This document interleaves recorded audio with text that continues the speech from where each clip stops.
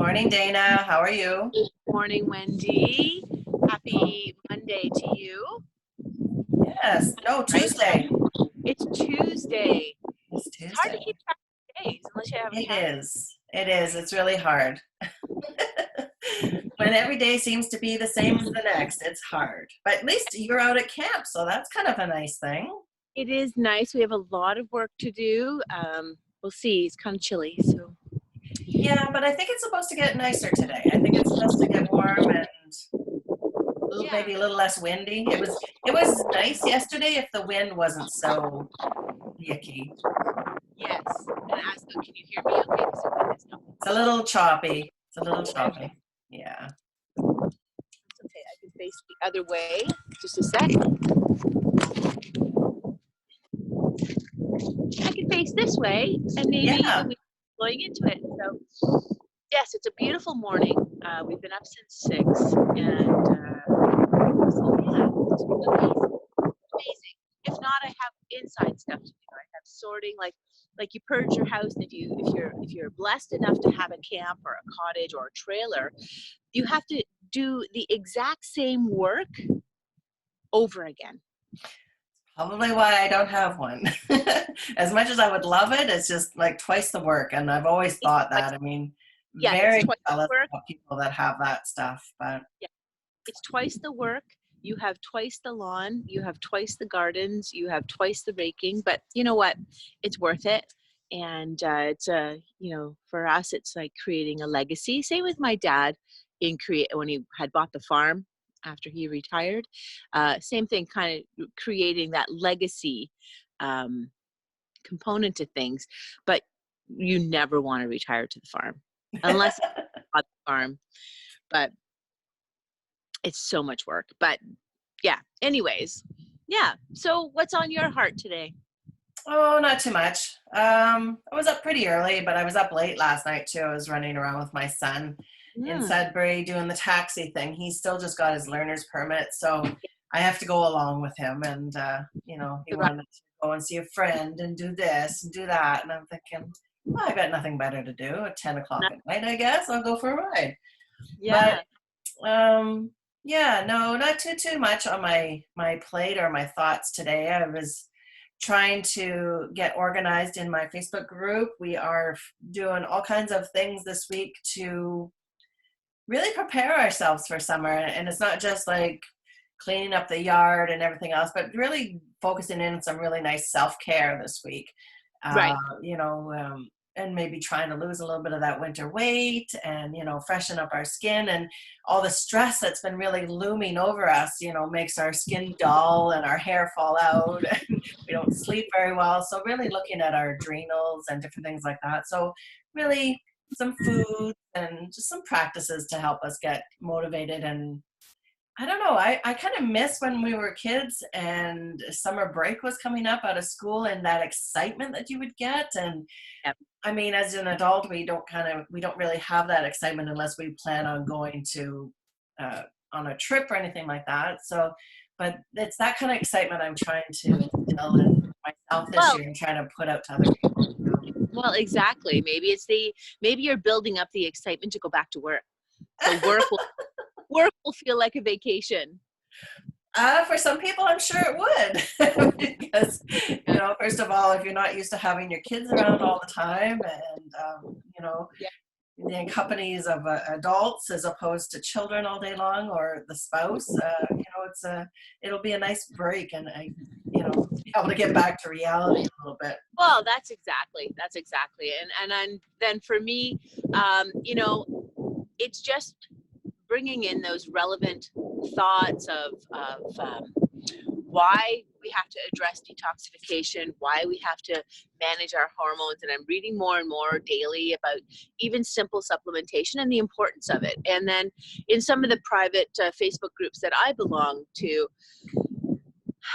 just the amount of cancers that are out there and the amount of breast cancers and so many, not that I have the answers or not that I would ever claim to, but so many women need support. It's just heartbreaking, to be honest. Yeah, it can be. But I think there's I mean, with the right direction and the right frame of mind, it can be not,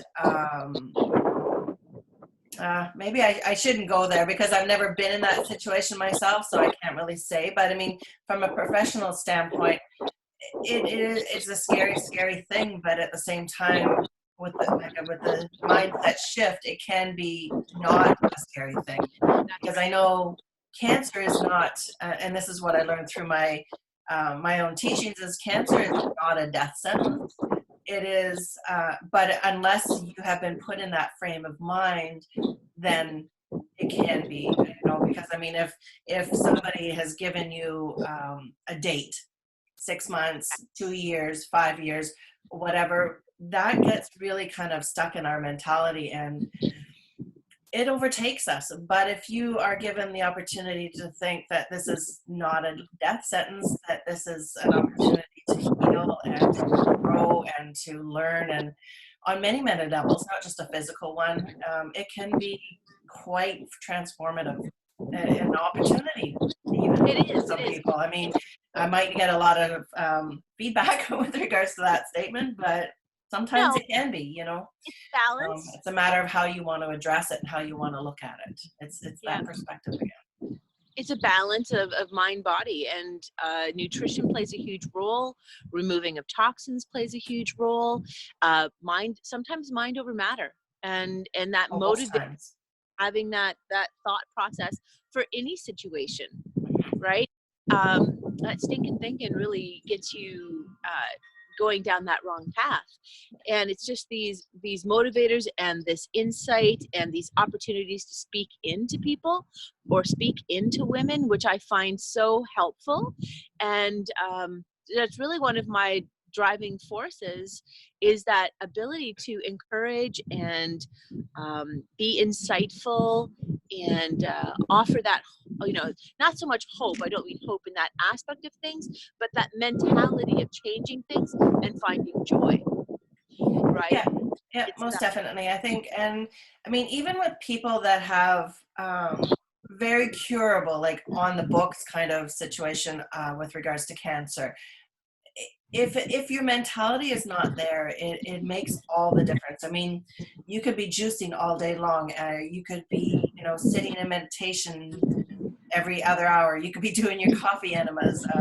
You could be following a regime to the letter, like a Gerson regime, or going through your chemo or whatever regime you're. But if you don't have that mentality there, it'll still bring you down to that level where it is critical and it's fatal, perhaps. Yep. And it's that whole community, the society, your faith, and that mental, wherever your head is at, it's going to make a big, big difference. The spiritual end of healthcare, sometimes people kind of push it off to the side, and it's probably one of the biggest factors, and it'll make or break a situation. I think it's a huge factor. Now, it doesn't matter what faith that you are, No, is what I find it so encouraging that when I'm talking with clients, and when the faith subjects comes up, I'm not going to, you know, you know, convince you otherwise or anything. I want to respect where people are in their faith, and I want to encourage them to stand in that, because I find people are not standing in something. And I feel that plays a huge role in the imbalance of their lives. And as long as they are able to find something to stay on and stay footed in, that's fantastic. And it's that ability to understand and empathize or encourage or educate them on what they believe, and then be able to encourage them in meditation practices or eating practices or oils and herbs or verses and encouragement or anything at all. But I find that it needs to be this not knowing or being, I don't want to say universalism, because that really doesn't mean you're doing anything. It's that uneasiness, and I find that with a lot of people. They always, I have to be grounded. I'm like, okay, then do that. I get it. Do it. I yeah. did this I did the same thing, Mhm. right? We all waver, or we all like, oh, I just feel so off. And we need to learn to stand strong in what we believe ourselves, and what we, and then surround ourselves with those people that Community. that can build us up or hold us up, right? Yeah, I mean, in gymnastics as a kid, you always had to have a spotter. there you go. So you know, you need those women, you need those men, you need those people around you that are going to be your spotters in life. And it's that encouragement that I find in any situation, and especially in COVID right now. You need to find those people who are a part of your train of thought, who are going to be encouraging to you, who are going to touch base with you every day, who are going to build you up, and let you also pour into them as well, right? That's so important, to find the ability not only to receive, but to give. That's so important, because it's building up your confidence to speak. It's building up your confidence to share. It's building up the confidence to be intellectual, because sometimes being intellectual with your husband, he thinks you're crazy. And or your kids are like, yeah, yeah, mom. You know, they're Times all like, there. yeah, exactly. They're like, I roll, whatever. But I mean, I don't know about you. You spent the day with your son. I spent the day with my son coming driving. And did you guys talk about COVID-19? Did you talk about conspiracy? Like, does your son think in that matter? Oh yeah, he's a big thinker, and he's actually very much like me. So we have our separate parts of the house, but when we do get together, which is usually just in the car, he's a big thinker. He's the guy that follows Joe Rogan and all these different guys, and starts Oh, I really just love like, him. boom, let's talk about this, mom. What do you think about that, mom? And I'm like, oh, here we go. But I yeah, think no, he's good for that. I think it's incredible, and it's encouraging to get your kids thinking in that way, or get your husbands thinking in that way, and respecting where they are. Like Um, yeah, I it's so know, because and my husband, he like right from the start, from when I started dating him, he was always like, I'm just a simple diamond driller. And I was like, okay. And that's how I accepted him. So every once in a while, I'll be like, I need to get into this intellectual talk. And I'll say, well, what do you think about this? And he'll be like, eh. And he'll walk away, because he knows that if he engages a little bit, then I'm just like right there. yeah, yeah, and I think it's incredible to be able to have these conversations. And Oh, James yeah. and I get in these great conversations, and the whole theory or conspiracy theory, however you want to put it. There's so many ways to look at COVID, and it's fun to think about it in those aspects, because no matter which way you're coming in to this whole situation or dilemma or opportunity, however you look at it, there are many different ways, and there's many different theories, and there's many different trains of thoughts, but there's so much backing behind each of those things. Oh, If you yeah. And there's so much we don't know. I and mean, there's so much, yeah. But yeah, always exciting to have these discussions, and just be respectful and sit. And that's what I find great with adult children, is that they're learning how to develop thought. They're learning how to, interpret news, or interpret websites, or those types of things, and engage them in intelligent conversations. Even if you think that they're way out there, it's being respectful. And open-minded. yeah, and then you ask them great questions. Well, where's the research to back it? Or that's really interesting, you know? So yeah, No, oh, yeah, no, that my kids are pretty, they're liberal. they've been blessed with some big brains. I don't know where they got it from, to be honest with you, but they're deep thinkers. These ones, I've always kind of kind of had the idea that maybe they were part of these indigo children kind of situation, but they're free thinkers, and some of them, they challenge me, but at the same time, I always try to keep that open mind. Yeah, It's an open mind situation, and yeah. It's I about think, what you can learn from them. yeah, well, that too, big time, because I know I don't know everything by any Yeah, means, and I'm always open to learn more, and see a different side of things. And I think if society as a whole would actually do that a lot more, we probably have less conspiracy theories as opposed to No, just I think, open-mindedness discussion, you know? yeah, I think there's less. I mean, that's okay. There's always been conspiracy theories, Oh, yeah. so that's fine. There's always been that, and that's okay because that's the opportunity of free thought and free will, and that's okay. And it's just respecting that and understanding that it's okay as long as you're understanding and researching and not just going with one thought process, right? Well, that's it. Yeah. I mean, even the conspiracy theory people have to be open-minded enough to Or understand that smart. this is just one side of the story or one scenario or one option of what could be, you Yeah, know? and find that sometimes perhaps they're not. Yeah. Yeah, I find that people that are very one-sided or walk around life with blinders on, I find them very frustrating, but I try to change that up a little bit and offer them an opportunity to op- I give them the opportunity to be exactly who they are, and that's fine, you know, and just kind of walk away because I mean, somebody that has blinders on, you're not going to be able to discuss openly. You're not going to be able to have an adult conversation with. It's just going to be that's it. That's all. I don't want to talk about it. And like I said, in the past, they really frustrated me because I'm a bit of a control freak. But it's, you know, it's just a matter of offering them, okay, that's who you are, and move on or move Yeah, past them or whatever at that point. Because, you know, we all know a lot of people that are just like, that's it, that's all, that's the way it is. And there's no other way of looking at things. And that's why I really like to be open-minded and look at alternatives, and probably why I you know, I'm or in the alternative field, you know. yeah, or just have that maturity to respect their opinion. Yeah.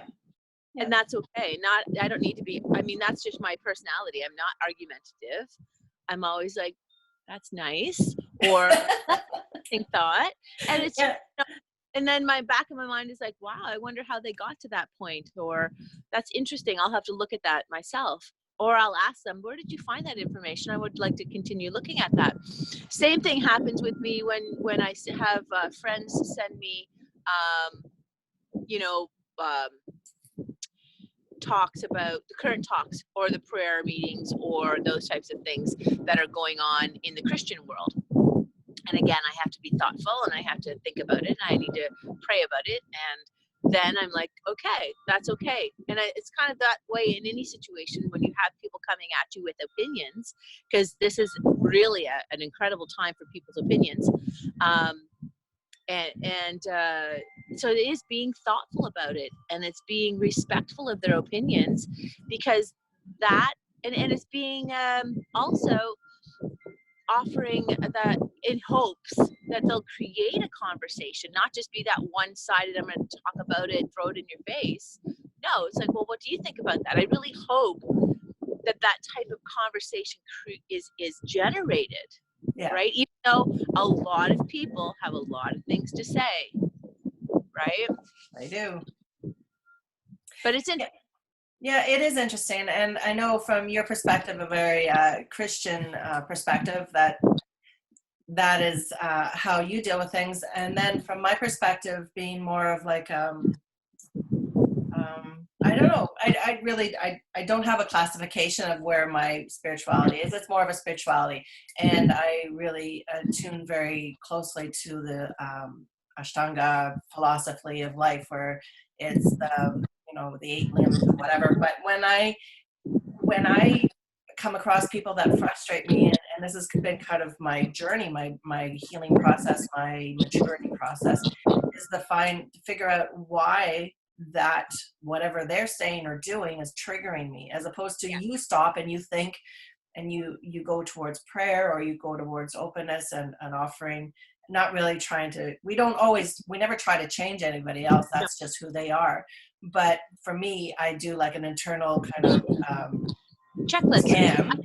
I do. And I go, well, why Yeah. does that bother me? What about that person or that comment or A. whatever is Yep. bothering me? So I need to grow from that myself. So that was your version of, but we basically are saying the same thing. And that's what I love about religion and I love Yeah. about spirituality, because at the core, the root, the root level of a lot of it, I think it just stems from compassion and love and openness to Yeah. everything. So Well, I think a lot of situations where you are triggered in any conversation is an opportunity for growth and correction. It's that maturity of saying, why is that triggering me? And what do I need to learn from this? And then you need to write it down because you always forget. So yes, yeah, and then when you forget about stuff like that, that's nice when you have friends that say that person's triggering you. Why? This is why, yeah, because I know I've done that with you a couple of times. Gone through, some mental issues of my own with some PTSD and stuff like that. So you get a little foggy about what yeah, comes up, and when you have community, you have somebody that you can turn to, and they can mirror back to you what is yeah, actually going on in a very clear situation, and go, Wendy or Dana, yeah, this is what's happening. yeah. And this is where it's so nice to have this community with people, and this kind of situation where they can, give you some clarity on things, especially people that know you very well. Yeah. Yeah. And I think it's good in this, say, like in this high stress, anxiety kind of time, it's great to have those people around you who are going to remind you, okay, what tools do you have in your tool belt? What things have you learned to bring you back down? Yeah, Or what uh, your breathing, or what mantra, or what verse, or what things, and because our kids have anxiety about all of this at any age, and we have anxiety, so what things are we going to learn? And perhaps, Wendy, we can add something to our notes today about tools that you can manage your stress and anxiety with. And but that's good for right now for parents who have kids at home who are just losing their minds, teaching them 4 or 5 things that they can empower themselves with, or that strengthen themselves with, so that they can manage, control, and grow when they're fighting with Susie in the playground, yeah, yeah, right? and passing that knowledge down to the kids is so very important, especially when they're so young.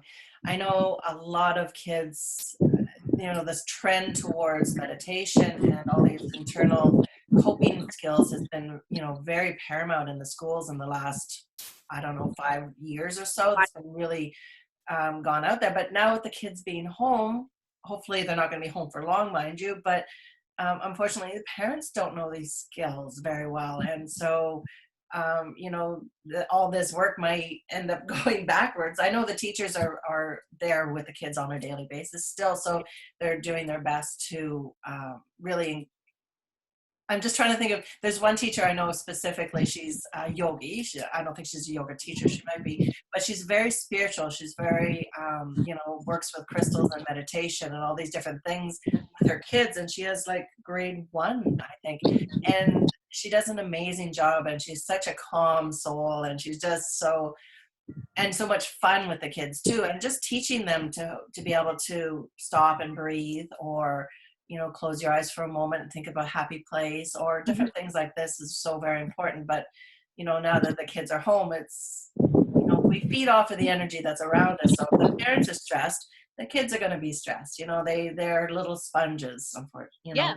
so Well, perhaps we can get Rolly in on a talk. And I know that Rolly in Haleberry has an incredible practice there where she does focus on youth, and yes. she does on children. And she's doing just tremendous work there. Perhaps she has some tools or freebies that she can lend us, or we can get her on a call later this week. Okay. And, uh, or next week, and discuss with her the tools that she's offering the parents in Haleberry area to manage stress and help encourage um, that whole situation transition. So Yeah, yeah. most definitely. Definitely. Well, boy, we did it again, didn't we? We went from full circle from talking about cancer to talking about kids programs. That's what we do. That's what That's I what we, love about this. that's what we do. Yeah. So Well, I'm good. gonna take it, finish it off there, just because I know you want to get on your day and your phone's probably dying and stuff like that. So I will say adieu, Auf Wiedersehen, so Avita said, long. child, Yes, have a and have a glorious wonderful, day. wonderful day. What's that? Yeah, you have a glorious day today. Oh, Be yes, thank productive you. and make sure you get outside and enjoy Yes, this. I will. Get, I've got my garden clothes on already.